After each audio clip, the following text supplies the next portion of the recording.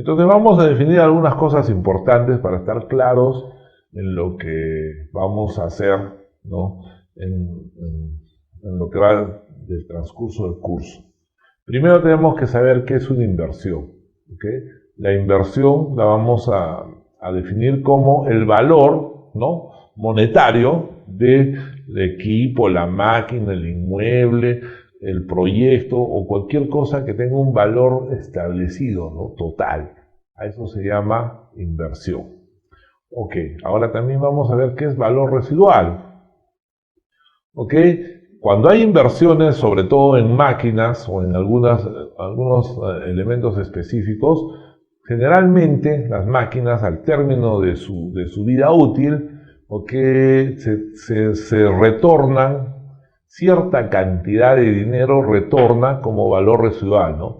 ¿Qué pasa? Si yo, por ejemplo, me compro un cargador frontal, lo uso 10 años, a los 10 años ya no es económico tenerlo y lo puedo vender como chatarra, ¿no?, como fierro en peso. Entonces, a esa cantidad de dinero que me van a dar en el momento de venderlo, se llama valor residual. ¿Okay? Entonces, el valor residual es la cantidad de dinero que se podría recuperar luego de haber terminado la vida útil de la inversión, la máquina o el equipo o el inmueble, ¿no? Entonces, básicamente, el valor residual se manifiesta en porcentaje. También existe un valor residual o depreciación para cuestiones tributarias, ¿no? Entonces, pero eso no es el tema de este curso. En realidad vamos a hablar del valor residual real, ¿no? ¿Cuánto podríamos recuperar al término de la inversión? Ahora, vida útil del proyecto o de la inversión, ¿no? Es el tiempo o el periodo en que la máquina o elemento donde hemos invertido trabaja o tiene un rendimiento económicamente justificable, ¿no? En el caso de las máquinas es fácil de explicar esto. Las máquinas, bueno, nuevas, ¿no?, tienen un mantenimiento básicamente preventivo, ¿no? O sea, no gastan dinero en cambiar piezas ni en ninguna reparación mayor. Ese tiempo de mantenimiento se va acortando conforme pasa el tiempo, ¿no es cierto? Entonces llega un momento en que el costo de mantenimiento es mayor a la productividad de la máquina. En ese momento ha terminado la vida útil de la máquina. Entonces, generalmente la vida útil de las máquinas se manifiestan en horas, ¿ok? En horas de vida útil. Muy bien, ahora otro concepto importante es la inversión media anual. Entonces, ¿cómo calculamos nosotros por años o por periodos establecidos, que básicamente son años, ¿no?, cuánto de dinero tenemos que asignar para poder depreciar y amortizar esa inversión? Entonces, la inversión media anual, ¿no?, se considera como todo lo invertido al principio de cada año, la vida útil de la máquina, equipo o inmueble. O sea, al principio del periodo consideramos cierta cantidad, ¿no? Y está por, digamos, el número de años, n es el número de años, ¿no?, más 1 sobre 2 veces el número de años o vida útil por el valor, por la inversión. ¿Okay? Entonces el BIMA, la inversión media anual, está dada por el número de años que de vida útil que tiene la inversión, más 1 sobre 2 veces el número de años de vida útil de la inversión por el valor inicial, por lo que hemos invertido.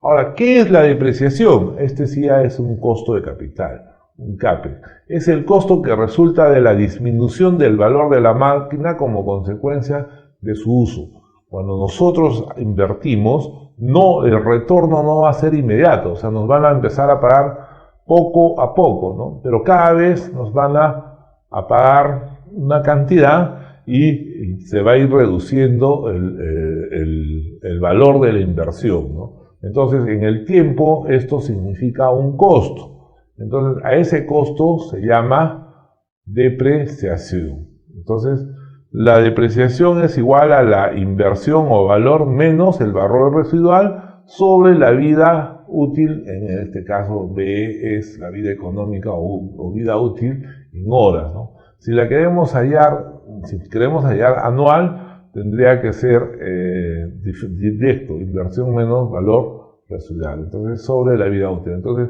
esa va a ser la cantidad de depreciación. ¿Cuánto pierde de valor nuestra inversión conforme se aleja en el tiempo? Y el interés del capital invertido. Cualquier cualquier capital o cualquier monto de dinero cuesta, o sea, tiene un costo. El costo se manifiesta en función a la tasa de interés. La tasa de interés es lo que gana el que te preste el dinero. Puede ser un banco, puede ser el mercado de capitales o puede ser tú. Si tú prestas dinero para invertir, deberías obtener una ganancia de ese préstamo de dinero. Esa ganancia, ¿cómo se calcula? En base a la tasa de interés, ¿no? Entonces, la tasa de interés más el tiempo de vida útil del proyecto, ¿no? O mejor dicho, en otras palabras, la tasa de interés expresada en el tiempo de vida útil del proyecto nos va a dar el costo financiero. El costo financiero es el costo por intereses que pagamos por cada dólar invertido, ¿no? ¿Cómo se calcula? Se calcula en función a la vida útil de la máquina o del proyecto, más 1 sobre 2 veces la vida útil del proyecto por la inversión o valor, por la tasa de interés, por la vida útil en años, ¿no? Esta vida útil N es en años. Ahora, si yo la quiero expresar en horas, simplemente divido la fórmula en la cantidad de horas de vida útil de la máquina o de la inversión, ¿ok? Entendamos que la depreciación también habíamos visto que es en función a la vida útil, ¿ok? Entonces, estos dos que hemos visto habían depreciación o amortización y costo financiero representan los costos de capital, y están en función a la inversión. Ahora vamos a ver los costos operativos. ¿Ok? Los costos operativos básicamente son 3. El uso de energía, el mantenimiento y reparación y el valor de la mano de obra directa. ¿Ok? Entonces, ¿qué es mantenimiento y reparación? Cualquier máquina, ¿no?, necesita estar en un estado de conservación tal que su productividad sea la más alta, ¿sí? Entonces, este mantenimiento para que la máquina obtenga la mayor productividad o la productividad diseñada por el fabricante, ¿no?, genera que cada cierto tiempo tengamos que hacerle un mantenimiento, ¿no? El mantenimiento a las máquinas, por ejemplo, es el cambio del aceite, el cambio de algunas partes desgastables, etc., ¿no? Ahora, en cuestión de infraestructura, igual, ¿no? La infraestructura se va deteriorando, entonces necesita ciertos arreglos, cierto mantenimiento. Entonces, esto va a generar un costo, ¿no? Ahora, en el caso de las máquinas, ¿no?, que es en lo que nos vamos a basar, porque la minería utiliza muchas máquinas, ¿no?, o un conjunto de máquinas que podemos considerarlo como una inversión, ¿no?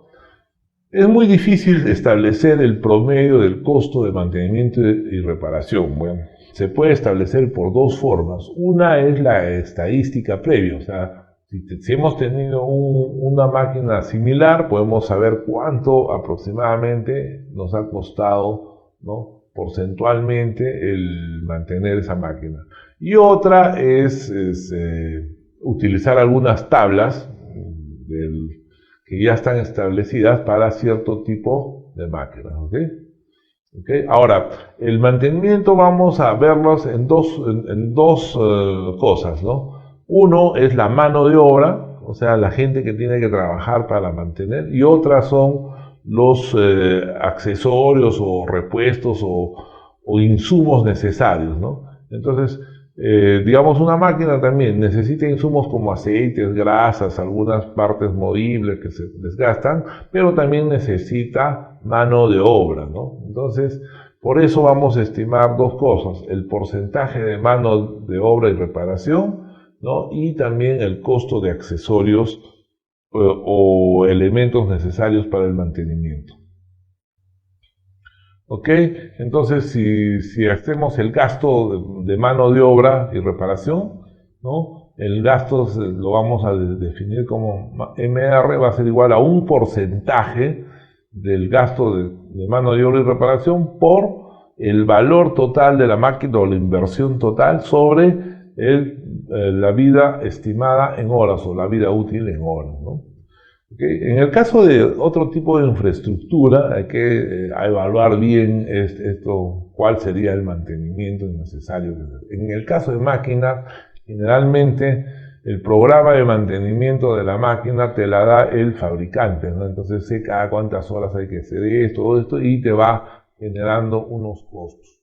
Por ejemplo, acá, en el caso de máquinas, ¿no? Nosotros, una parte importante de la inversión en minería, ¿no? Es la compra de equipos o máquinas, ¿no? Entonces, por ejemplo, una perforadora de orugas, ese porcentaje de MR es equivalente al 70%, ¿no?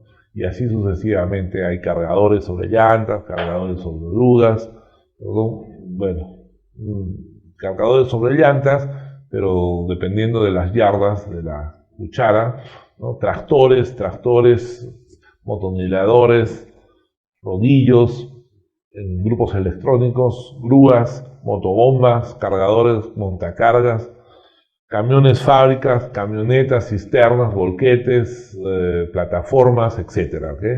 Entonces, estos porcentajes son porcentajes estadísticamente calculados.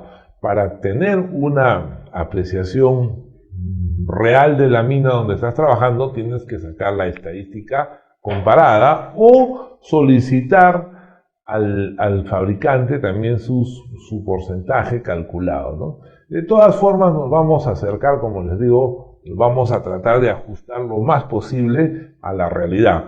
El tema de costos es un cálculo, ¿no? Entonces no entiendan que no es lo definitivo. Vamos a ajustarnos a la realidad, y la experiencia y el proceso nos va a llevar cada vez a tener mayor expertise en poder hacer algo más preciso.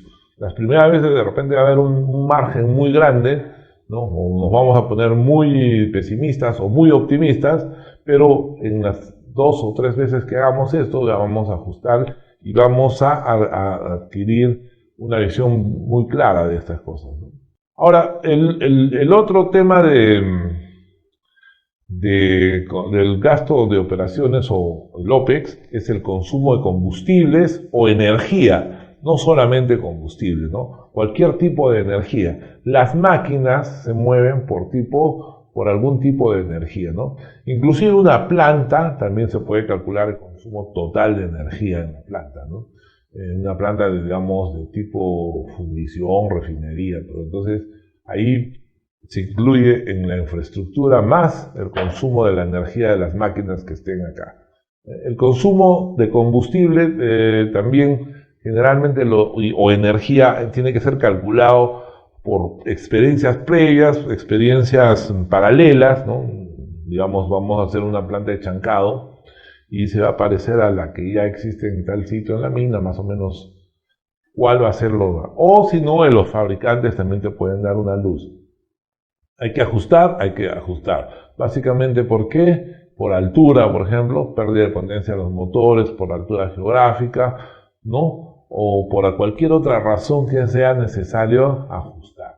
Ahora, el consumo de lubricantes, ¿no? Todos los elementos que son movibles en una máquina van a consumir lubricantes, ¿no? Y otras cosas también, no necesariamente solo el lubricante. Entonces, todo el listado de consumo de accesorios o lubricantes, grasas o algunos consumibles, generalmente los dan los fabricantes, o si no, los tenemos en las estadísticas previas, ¿okay?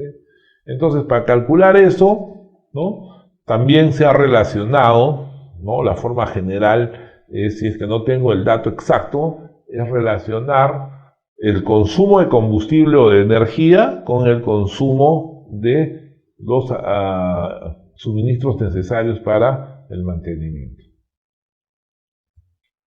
Entonces, en la tabla que vamos a ver acá, vemos, ¿no? Por ejemplo, una perforadora de orugas básicamente consume 30 galones por hora, ¿no? A nivel del mar, hay que corregir, ya saben. Los lubricantes son 10 galones por hora y las grasas aproximadamente 5, ¿no? Entonces, el consumo entre grasas y lubricantes más o menos es el 50% de lo que consume en diésel. Y así sucesivamente, ¿no? Los cargadores sobre llantas consumen menos dependiendo de la capacidad de cuchara. De 1.3, de 3.5 yardas consumen 5.7, de 8 yardas 8.5, y los porcentajes en función al diésel van bajando o subiendo dependiendo, ¿no? Un cargador SF994, que son los cargadores gigantes, consumen 12 galones y así sucesivamente. Ahora, estos consumos de diésel son, en este caso de la tabla, son generales. Esto normalmente el aproximado más real lo tiene el fabricante o el proveedor, ¿no? O si no, hay que verlo, puede funcionar y ir ajustando.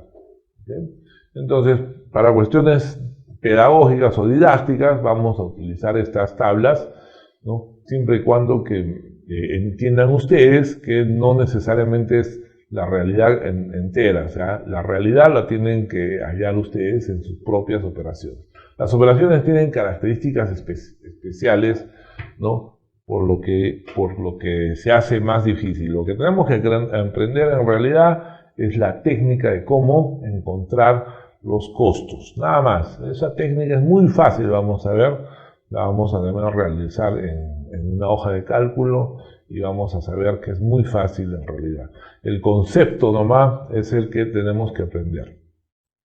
¿Ok? Entonces, todas las máquinas pueden tener una de estas. Existen tablas, muchas más tablas de los consoles, o si no, la data más importante es la que te puede dar el fabricante. El fabricante te va a decir exactamente cuánto debería, porque solamente, te va a dar un rango en realidad, porque no te va a decir esto consume tanto, un rango, porque dependen varias variables, incluidas cómo operan las máquinas o cuáles son las costumbres de tu operador.